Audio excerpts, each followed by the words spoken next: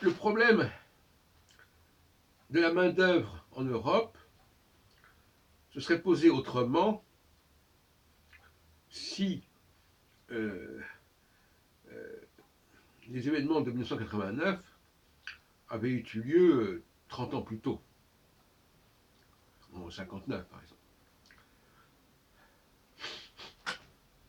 Entendons par là qu'en 1989, avant 89, la main-d'œuvre d'Europe de l'Est ne pouvait pas arriver en Europe de l'Ouest. Et il aura fallu compenser cette incapacité de recrutement en s'adressant non plus à l'Ouest, mais au Sud, et notamment à l'Amérique du Nord et à l'Afrique.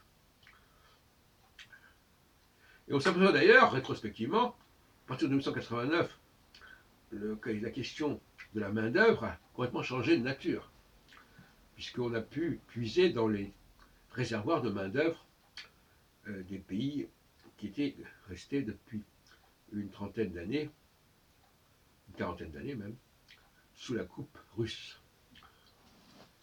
Et quelque part, la division, ce qu'on appelle le rideau de fer, la division qui s'est produite au lendemain de la Seconde Guerre mondiale, aura eu des effets extrêmement pernicieux, mais à mon avis assez mal étudiés, parce que ça a obligé, notamment la France, mais pas seulement, à puiser dans le réservoir de population d'Afrique, au lieu de puiser dans le réservoir de population européenne.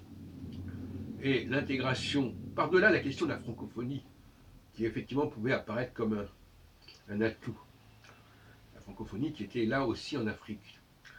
Mais par-delà la facilité linguistique que ça présentait, il y avait des obstacles à la fois religieux, à la fois ethniques, qui, euh, qui étaient à terme d'une grande importance.